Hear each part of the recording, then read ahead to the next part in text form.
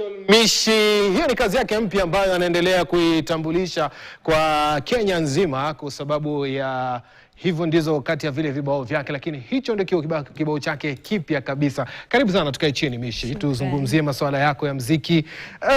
Kufanya kazi na Masauti Kenyan Boy, imekuwa vipi? Imekuwa poa. Yeah, kwa sababu ilikuwa ni kati ya kazi ambazo nimekuwa nikizitamani.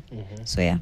Ni msanii ambaye amefanya kazi na wasanii wakubwa sana, Khaligraph Jones na wasanii wengine. Yeah. Kuna wakati ametoka Mombasa amekuja kufanya kazi zake Nairobi. Kumfikia kulikuwa na ugumu gani ama na urahisi upi? Nasema kwamba haikuwa na ugumu kwa sababu mwaka jana mwezi kama wa 8 niliachia ngoma yangu ambayo inaitwa Simwachi. Ilifanya vizuri sana Mombasa. So manager wa Masauti akaricha kwa babangu akasema msoko na kipaji sana. Ya naweza tamani ni bless. So ndo tukapanga this year ndo tukafanya. Ni Mishi, lakini mimi ningekuwa na mara ya kwanza labda ningesema Yami. Yeah. Hili unalipata mara ngapi kwa mashabiki wako na ambao hawakujua mwana kusikia kwa mara ya kwanza? Ni kitu nimezoea sasa hivi. Since day one walivyoniona wanasema kwamba kwanza walikuwa waamini kama ni nyimbo zangu. Walisema walikuwa nafikiria nyimbo yangu huyu amefanya cover. Yeah, so na feel poa kwa sababu nafananishwa na msanii mkubwa, msanii mwenye pepe ana uwezo. So ni kitu kizuri sana kwangu. Hivyo inanipa nafasi ya kutaka kumjua Mishi, Official Mishi ni nani? Official Mishi ni nani? Official Mishi ni kwa jina langu kamili kwanza naitwa Mwanahamisi Mbega. Jina langu la sanaa ni Official Mishi. Mimi nimezaliwa hapa Kenya lakini nimebase Mombasa. Yeah. Mishi baby ndio opening intro yako sana katika nyimbo zako. Yeah. Lakini kwenye page zako unajiita Official Mishi, lakini kwenye intro zako ni Mishi baby. Mishi bebe. Mishi bebe. Yeah. ni hapo ndipo ulipoanzia, manake wasanii wanapokuwa wanakuwa na majina tofauti. Mtu anaanza na jina fulani mpaka anafikia sasa anajihisi mimi ndo Official Mishi. Hakuna official kama mimi. Nilikuwa naitwa Mishi bebe nikianza. Lakini sasa unajua watoto wa Swahilini kule wengi sana wanaitwa Mishi. So ukapata wasichana wengi wanajiita Mishi baby. Walipendezwa na jina langu so wakawa wanajiita Mishi bebe. So ikakuwa ukitaka kunitafuta inakuwa ni ngumu sana. Na pia ilifanya paka account zangu za mitandao zikakuwa banned. So ikabidi tumebadilisha from Mishi bebe to Official Mishi. Kwa nini zilifungwa? Kwa sababu ya kuna wakati ilikuwa I think kama kulikuwa na sijui watu wa internet walikuwa wanajaribu kupunguza watu wenye ambao wanaiba majina ya watu. Alafu sasa unajua kama umejisajili kwenye platforms hizo Audiomack hizo kwenye streaming platform so Audiomack, Apple Music, hizo zote kina Spotify. Kwa hivyo ukiingia kuna watu tayari kwa na majina kama hayo wanajiita Mishi baby. Naam. Kwa hivyo ilifanya wewe uamue sasa kujiita Official Mishi. Exactly. Ndio. Muziki Mombasa uko vipi? Manake wengi wanasema soko la Mombasa na Nairobi liko tofauti sana. Hususan kwa sisi Waswahili, nyimbo zetu hizi za acha nzite za kulialia zikija Nairobi saa nyingine unapata hawakuelewi. Exactly, ni kweli. Sasa inakuaje? Unasukuma vipi muziki angalau jijini huko wakuelewe? Kwanza mimi nilikuwa natamani sana nyumbani niwakilishe, alafu kama nikuja kubadilisha genre ya muziki baadaye. Like nimefanya kazi kadhaa zenye ambazo hata watu wengine wote wanaweza sikiliza. Lakini hazikufanya poa kwa sababu nyumbani nilikuwa sijatambulika. So nilipoona sasa hii kidogo inakuwa na shida kiasi, ikabidi sasa nimefanya kazi za Uswahilini kiasi. Kazi za Uswahilini zipi? Stara. Hizo Stara, Simwachi. Na kadri ninavyoendelea kurelease kazi ndo natoka huko nafanya kazi zingine nzuri zaidi. Waswahili wana hulka zao pia nyingi. Yeah. Hususan kwa mtoto wa Kiislamu. Na mziki. Yeah. Ni moja ya changamoto ambazo wengi huzipata. Ukitoa mziki saizi Ramadhani utasikia venye watakupokea, watakuamkia asubuhi wakisema haogopi hata dini yule. Imamu akisimama pale nyumbani katika msikiti wa Kisauni atakuwa wewe ni mada kutoka asubuhi mpaka jioni kwa kuzungumza wewe. Yeah. Hili unalibalance vipi? Kwa sababu mziki lazima ufanye, riziki lazima utafute, na dini lazima uilinde. At first ilikuwa inaniumiza sana. Wasichana wanaingia hata especially wasichana tu, wanaume. Watu wazima walikuwa wananiattack sana. So ikawa zinaniumiza design ya kwani hata nikirelease kazi kuna mavazi pia nataka ni change. Wanafikiria kama msichana toka sana, mbona hivyo? Ikafika time nikaona sasa siwezi kula na maneno ya watu. So inabidi nifanye kitu kizuri. Mimi mwenyewe najua masaa yangu ya kuswali lazima nitaswali. Masaa ibada lazima tufanye ibada. Lakini pia ikifika kwenye kazi lazima tufanye kazi. Yeah. Ndio.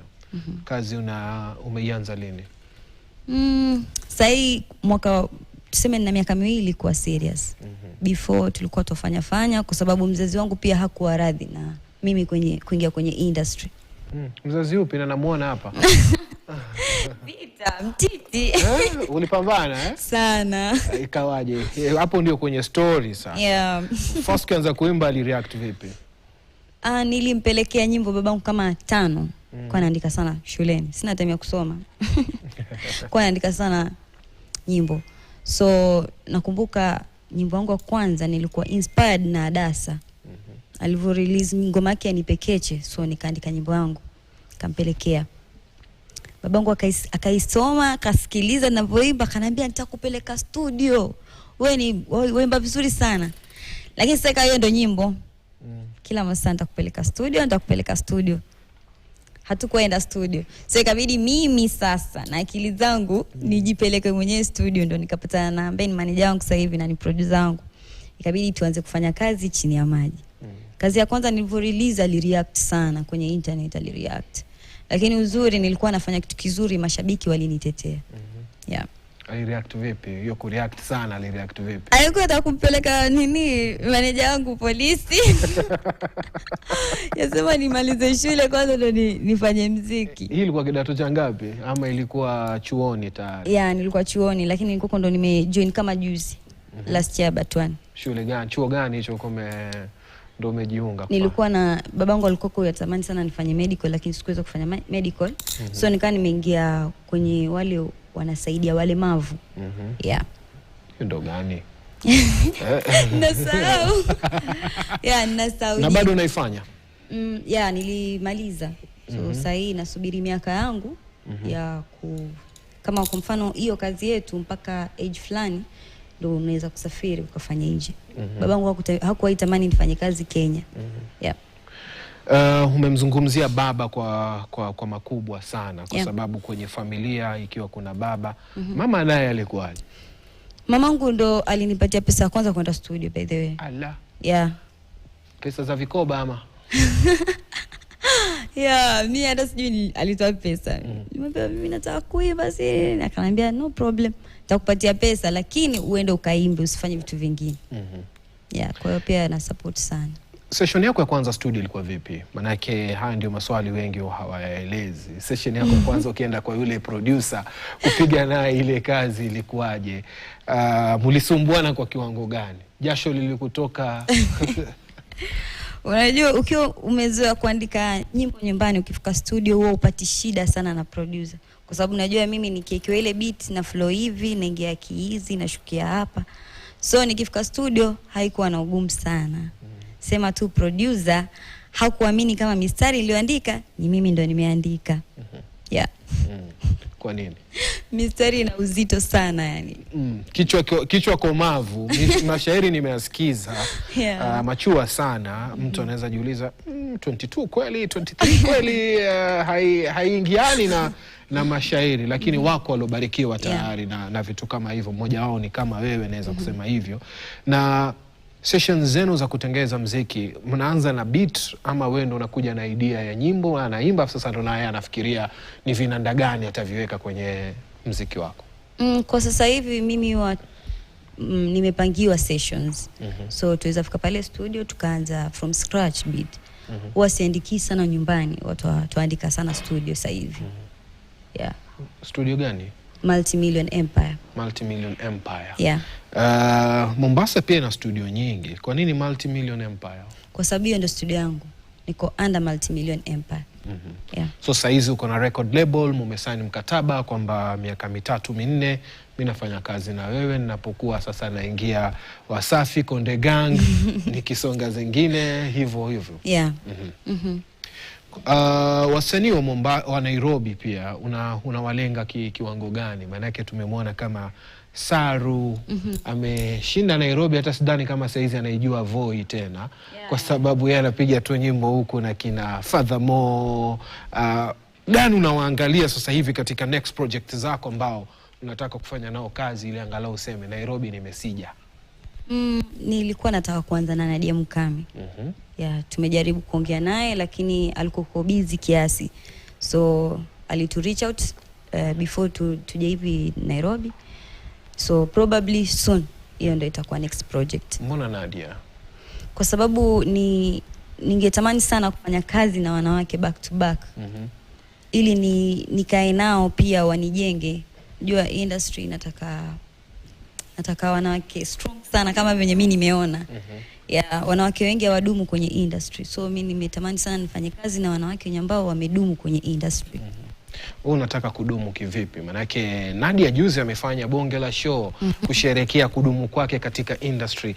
Wewe unataka kudumu kwa kiwango gani katika industry, kama vile Wahoo mpaka sasa hivi bado kila mtu anataka kumsikiza na anapea respect yake katika kukuza mziki wa Kenya? Kwanza naweza tamani sana nijue amepitia challenges ngapi na amezimudu kivipi kama mwanamke, kama mtoto wa kike.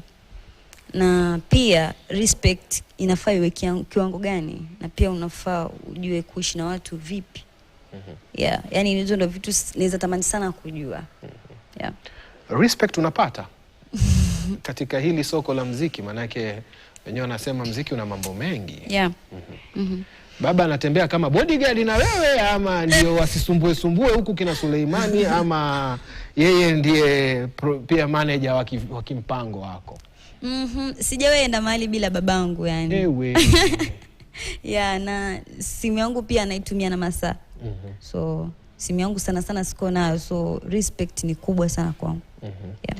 Unadhani huu mchango wa baba kuwa yeye ndio manager bado anakulea kama mtoto pia katika mziki wake? Maanake wewe utabaki mtoto milele kwake. Yeah. Inakusaidia vipi katika kumove katika every step yako ya mziki? Inanifanya pia na kuwa makini zaidi, kwa sababu yeye ameona wanawake wenye ambao wameimba karne yake na wenye ambao wamedumu. So yeye ananilinda, anani guide. Ndio. So na feel ni kitu poa sana yeye kwa karibu yangu zaidi. Eko. Yeah. Unafanya kazi na Eko 254. Yeah. Msanii mmoja ambaye pia amekuja kasi sana pwani ya Kenya. Yeah. Kwa sasa hivi naweza sema ushafanya na wote wakubwa pwani. Maana kama ushafanya na Masauti na Eko, sidhani amebaki nani. Labda ukafanya na uko fulani. Yeah. Ndio amebaki. Eko nyimbo yake pia miezi 8 iliyopita mmefanya kazi yenu, mmeachilia kazi yenu miezi 8 iliyopita. Ilikuwa vipi? Ilikuwa poa sana. Ilikuwa poa sana kiasi cha kuwa kwanza ni manager wake alipenda kazi yangu, kama manager wa Masauti pia alipenda kazi yangu, na ni vile ni rafiki wa baba ikakuwa ni rahisi kufanya kazi na yeye. Rafiki wa baba nani? Manager Eko? Manager. Yeah. So nani anaandika? Wewe ndo unaandika kila kitu ama kila msanii anakuja na kuongezea verse yake? No, Eko ni mwandishi, so aliandika. Yeah, aliandika verse yake. Eko ni mwandishi, Masauti pia ni mwandishi. Yeah. Waandishi wao na uangaliaje? Wale ni yani ndio maana ni watu ambao nilifanya nao kazi haraka, kwa sababu ni waandishi wazuri sana. ukisikia nyimbo ya Masauti yenye ambayo alitoa kama miaka 5 iliyopita, uweza tamani kuisikiza kila siku. Eko pia, Eko akitoa nyimbo yake inaishi. Yeah, so na feel ni waandishi wazuri sana. Umejifunza nini kutoka kwao? Manake wanasema tukishirikiana lazima ujifunze kitu. Kipi umejifunza kutoka kwao? Na zile idea za video ni zako ama pia ni wao wamechangia kwa kiwango fulani? Mimi ni mshindani sana. Video naandika mwenyewe, script napelekea director. Tena nataka iwe hivyo hivyo. Though sometimes ni vizuri pia kusikiza mawaidha ya watu wengine. So idea huwa ni zangu. Lakini kitu ambacho nimejifunza kwa Eko na Masauti ni respect. Ni wanyenyekevu sana. Masauti ni mtu poa sana. Unajua mtu akimuona Masauti kwenye TV utasema Masauti nitamfikia vipi? Lakini Masauti ni mtu poa sana. Amenijenga, niliketi na yeye. Kuna challenge fulani nilikuwa paka zanifanya nalia, anambia mimi usilie. Mimi nimepitia huku. Yeah. So ni mtu mwenye ambaye pia amenisaidia. Unatazamia nini katika miaka ijayo? Maana sasa hivi miaka 2 bado wewe mchanga. Yeah. Naomba tu Mungu usitokee challenges yote. Yeah, kwa sababu ile kasi niliyokuwa nayo na watu niliokuwa nao pia wana moyo huo wa kunisupport ili pia mimi nifike zile levels za kina Nadia. Yeah. Umeanza kulipa muziki? Maokoto yameanza kuja? Yeah, kama the best female artist Mombasa. Yeah. Umejipa crown? No, si crown. Ukiangalia comment section, ukiangalia watu wanaoni yeah. Sasa hivi though kunao wasanii wakali zaidi. Yeah. Kwa nini Queen of Vocals? Kwa sababu naamini kwamba vocals zangu ni strong sana. Yeah, kama sasa hivi sauti yangu imeisha lakini huwezi jua. Yeah. So mtu akikuuliza, akisimama na wewe mahali akuulize unaimba nyimbo gani? Utamwambia mimi naimba nyimbo gani? Kama zile singeli ama waimba kama nyimbo za kwetu kule Giriama, mabumbumbu, sengenya, kila nyimbo zina maudhui na zina jina lake. Wewe muziki wako una uhitaji? Mimi nafanya Afrofusion. Yeah. Afrofusion. Yeah. Afrofusion inafanywa na watu wengi sana. Kama huyo Masauti pia anafanya Afrofusion. Lakini soko la Mombasa, mimi nitarudia tena, halina pesa. Pesa ziko mtandaoni. Yeah. Kwa hivyo ni nini kinakufanya yani ufanye watu angalau wachangamkie muziki wako unapoutoa? Ni nini unafanya? Nafikiria ni nguvu ambazo tunawekeza kwenye mitandao zaidi. Yeah, tunawekeza nguvu sana, hatulali, tunazunguka kwenye ma-interviews, tunazunguka tukifanya reels nzuri zenye ambazo mtu yote aweza angalia. Na pia marketing yetu at least iko poa. Ile Star ule ndo mta home ama home kwenu kule? Ile ngoma ya Star. Wale mabodaboda ndio watu wa kijiweni kwenu wale? Yeah, wale ni wanangu wa mtaani. Yeah. Sema wanangu wa nguoni wale. Yani wale nikipita wale yani wakiniona tu nishi napata transport for free. Mtaa gani ile? Kule ilikuwa ni Kongowea. Kongowea. Yeah. Na kupita tu Kongowea. Kongowea imepokea vipi? Maana yake unajua mtu wengine wanasema kwenu either kukukuza ama kukuangushe. Ushaipita mahali pale Kongo ukasikia mimi huyo? Alhamdulillah. Sasa hivi ni kila nikipita sio Kongowea tu, sana sana Kisauni, Bamburi, Likoni. Kwanza Likoni sana watu wananisikiliza sana, alhamdulillah. Yeah. Muziki umebadilisha maisha yako kwa kiwango gani? Kwa maana gani? Do you think bado unaweza enda Kongowea kutafuta kijora kizuri, ama ukaenda markiti kule ukatafuta dera nzuri, ama saizi mambo inabidi uvae buibui ambalo limevaa nikabu kila kitu ndo uingie markiti? Mimi kwanza sitembeagi hata before ninge kwenye industry. Mimi sio mtu wa kutembea sana kwa sababu jua linani affect. Ala. Niko na freckles kwa sura. So jua likinipiga sana zawa nyingi. So mimi sio mtu wa kutembea sana. So hata kusema eti muziki umenibadilisha siendi tena Kongowea ni uongo. Kweli. Alafu pia mdogo wangu yuitwa Tumi, yeye ni fanya biashara hizo za sokoni. So kitu chochote ninahitaji yoniletea. Tumi. Yeah. Yeye ndo namtuma. Tufunge mazungumzo haya, neno lako la mwisho lipi? Watarajie nini? Alafu tuache na pia nyimbo moja wafurahi. Naomba sana mnisupport. Nashukuru wenye ambao mmekuwa mkinisupport paka hapa. Najulikana kama Official Mishi kila mahali. Mwende mkanifollow, msubscribe na mshare kazi zangu. Na kuahidi tu mashabiki zangu kwamba sitoi waangusha. Tuombeane tu uzima na kazi nzuri zaidi.